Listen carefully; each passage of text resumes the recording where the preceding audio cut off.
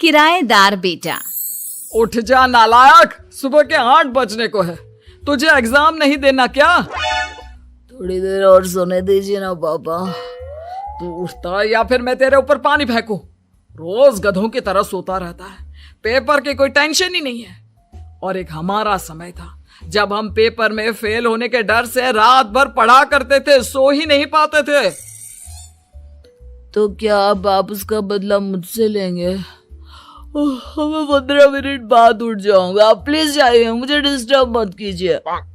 इतना कहकर रौनक रजाई ढककर फिर से सो जाता है। तू वैसे नहीं मानेगा, रुक मैं अभी पानी लेकर आता हूं। बस फिर क्या था, इतना कहकर वो भागते हुए बाथरूम में जाते हैं और पानी की एक बड़ी सी बाल्टी लाकर रौनक के ऊपर फेंक देते हैं। पानी पड़ते ही रौनक झट से उठ जाता है। ये आपने क्या किया पापा? अब तो उठेगा नहीं तो यही करना पड़ेगा ना। वैसे थैंक्स डैड, आपके कारण ना अब मुझे नहाने की भी जरूरत नहीं पड़ेगी। चलिए अब आप माँ से बोलकर मेरे कपड़े निकलवा दीजिए, तब तक मैं ब्रश कर लेता हूँ। वैसे कल ना आप एक काम और करना, नहलाने के साथ साथ मुझे ब्रश भी करवा देना। ये ब्रश करने में ना मुझे बहुत आलस आता है। रौनक की बातों से अरविंद का मुंह खुला का खुला रह जाता है। वो अपनी पत्नी कमला के पास जाता है और रौनक की हरकतों के बारे में बताता है, जिसे सुन उसकी पत्नी हंसने लगती है। तुम अपने बेटे को समझाने के बजाय हंस रही हो। रौनक बच्चा है, धीरे धीरे सुधर जाएगा, आप क्यों उसके पीछे पड़े रहते हो? अभी नहीं सुधरेगा तो कब सुधरेगा?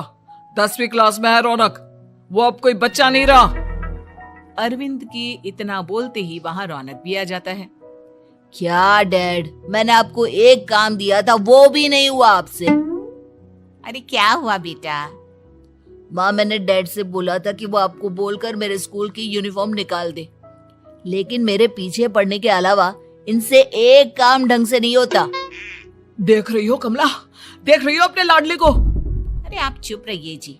चलो बेटा, मैं तुम्हें कपड़े निकाल कर दे देती हूँ। बस ऐसे ही साल पर साल बीतते जाते हैं, लेकिन रौनक के रवैये में कोई बदलाव नहीं आता।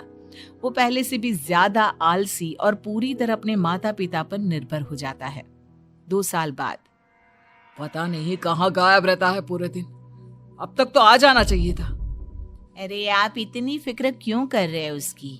दोस्तों के साथ खेल रहा होगा, आ जाएगा अभी।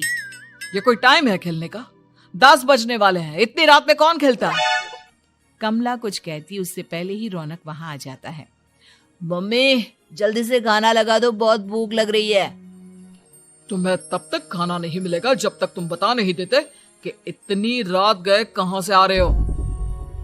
ओ प्लीज डैड, अब आप एसी पे प्रद्युमन बनकर मेरे सर पर बंदूक लेकर मत बैठ जाना। अपनी फालतू की बकवास बंद कर और बता कहां से आ रहा है। माँ अब समझाइए ना डैड को। बता देना बेटा, इनको भी तसल्ली हो जाएगी। आप बोल रही हैं तो बता देता हूँ, मैं दोस्तों के साथ मूवी देखने गया था, इसलिए देर हो गई। तो इन सब चीजों में मेरे पैसे उड़ाता है। कभी 1 रुपया कमाने के बारे में सोचा है तूने? जब देखो हवा की तरह पैसे उड़ाता रहता है। माँ अब आप इन्हें चुप करा दीजिए, वरना ना मुझे गुस्सा आ जाएगा। अच्छा क्या कर लेगा? बता ना क्या कर लेगा तू? वैसे बात तो ठीक ही है, मैं कर ही क्या सकता हूँ। पैसे तो फिर भी मैं आपसे ही मांगूंगा ना। चलिए अब ये सब बात छोड़िए और मम्मी मेरे लिए खाना लगा दीजिए। अभी लगा देती हूँ बेटा। मैं बता रहा हूँ कमला, एक दिन ये ऐसे ही बिगड़ जाएगा। ओफो, आप क्यों इतना पीछे पड़े रहते हो मेरे बच्चे के? बात की बाद में देखेंगे, अभी आप शांति से उसे खाना खाने देंगे। अगले दिन डैडी मुझे 10,000 रुपए चाहिए। हाँ? अब इतने पैसे क्यों चाहिए तुझे? डैड आप बिना सवाल किए कभी पैसे नहीं दे सकते क्या? जब तक तू बताएगा नहीं तुझे पैसे भी नहीं मिलेंगे। अरे अब आप अपने बेटे को पैसे भी नहीं दे सकते? नालायक, तेरी उम्र के लोग नौकरी करते हैं और एक तू है जो नौकरी करने का नाम ही नहीं लेता कभी। आप लोगों के होते हुए भला मैं नौकरी क्यों करूं? अरे हम कब तक पैसे देंगे तुझे? तुझे भी तो अपने पैरों पर खड़ा होना होगा ना। कौन सा उधार के पैरों पर खड़ा हूं? अपने ही तो पैरों पर खड़ा हूं मैं। इसी तरह रौनक दिन प्रतिदिन लापरवाह होता जाता है। उसकी लापरवाही को देखते हुए अरविंद और कमला अपने बेटे की शादी कराने का फैसला लेते हैं और 1 महीने के अंदर अंदर ही रौनक की शादी मेघा नाम की लड़की से करा देते हैं। शादी के कुछ दिन बाद, रौनक, मुझे एक अच्छी सी साड़ी चाहिए, आप ला दोगी ना? हाँ, क्यों नहीं। कितने तक की आती है साड़ी? यही करीब 5,000 तक की। तुम चिंता मत करो, मैं आज ही डैडी से पैसे मांगकर तुम्हारे लिए साड़ी ले आऊंगा। आप कब तक ऐसे ही अपने पापा से पैसे मांगते रहेंगी? कोई अच्छी सी नौकरी क्यों नहीं कर लेते आप? अरे डैड के होते हुए मुझे नौकरी करने की जरूरत ही क्या है? पर आप ऐसे कब तक उनसे पैसे मांगते रहेंगे? कुछ आपको अपने दम पर भी तो करना होगा ना। अब तुम भी बाकी लोगों की तरह मुझे ज्ञान देना शुरू मत कर देना। साड़ी चाहिए ना तुम्हें, मिल जाएगी बस। इतना कहकर रौनक अपने पिता से पैसे मांगने चला जाता है। डैडी, मुझे 5,000 रुपया चाहिए। अब 5,000 क्यों चाहिए तुझे? वो मेघा को साड़ी चाहिए थी। अरविंद आगे बिना कुछ कहे चुपचाप उसे पैसे निकाल कर दे देता है। कुछ दिन बाद, तुम्हें नहीं लगता कमला, रौनक हम पर पहले से भी ज्यादा डिपेंड हो गया है? मुझे तो अब उसके भविष्य की चिंता होने लगी है। कल को हमें कुछ हो गया तो वो क्या करेगा? काश तुमने पहले ये सोच लिया होता तो आज हमारा बेटा इतना लापरवाह नहीं होता। तब मुझे कहाँ पता था कि मेरा लाड प्यार उसे इतना बिगाड़ देगा कि वो इस हद तक लापरवाह बन जाएगा। कोई बात नहीं, अभी भी देर नहीं हुई। मुझे पता है उसे कैसे सुधारा जा सकता है। कैसे? अरविंद कुछ कहता उससे पहले रौनक वहां आ जाता है और पैसों के लिए हाथ फैलाने लगता है। डैड, मैं और मेघा बाहर घूमने जाना चाहते हैं। अरे वाह, ये आज सूरज कहाँ से निकला है? Dad please. अच्छा चलो अब मुद्दे की बात करो। मुझे अब 25,000 चाहिए। अब तुम्हें 1 रुपया भी नहीं मिलने वाला। अगर तुम्हें पैसों की इतनी ही जरूरत है तो कोई ढंग की नौकरी कर लो। मम्मी, आप कुछ कहिए ना डैड को। बेटा, वो गलत क्या बोल रहे हैं? ये सब हम तेरे भले के लिए ही तो कर रहे हैं। मम्मा, मैंने बताया ना आपको, मुझे नहीं करनी कोई जॉब वॉब। तो ठीक है, निकल जाओ हमारे घर से। तुम्हारे जैसे लोगों के लिए मैंने ये घर खड़ा नहीं किया है। जितना ये घर आपका है ना, उतना ही मेरा भी है। मैं कहीं नहीं जाने वाला। जाना तो पड़ेगा ही तुझे, क्योंकि अब मैं तेरा कोई भी खर्चा नहीं उठाने वाला।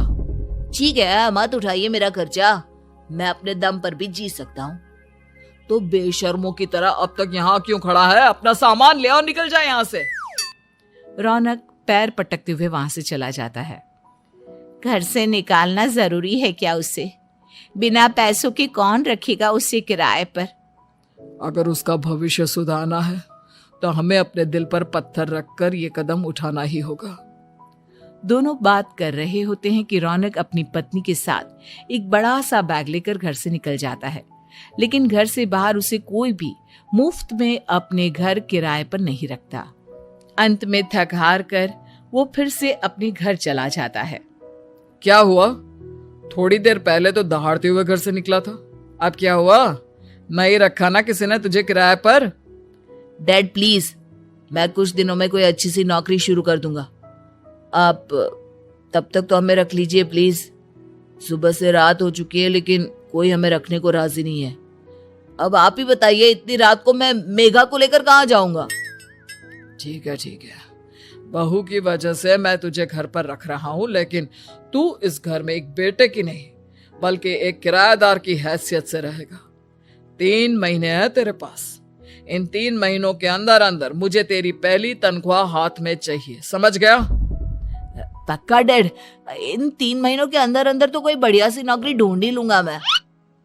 ऐसे ही धीरे धीरे समय बीतने लगता है और अरविंद के दिए 3 महीनों में से 2 महीने बीत चुके होते हैं। पापा जी ने हमें 3 महीने दिए थे, जिसमें से 2 महीने तो बीत चुके हैं।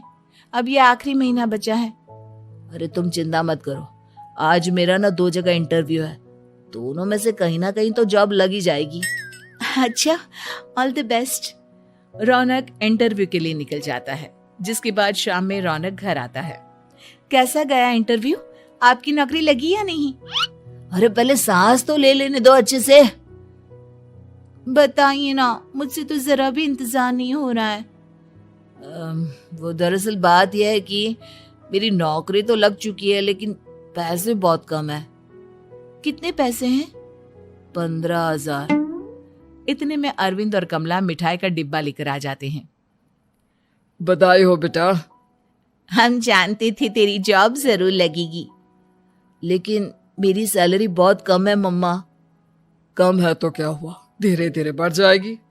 हाँ बेटा, हम तो बस चाहते थे कि तू अपने पैरों पर खड़ा हो जाए। मतलब अब आप मुझे घर से नहीं निकालेंगे?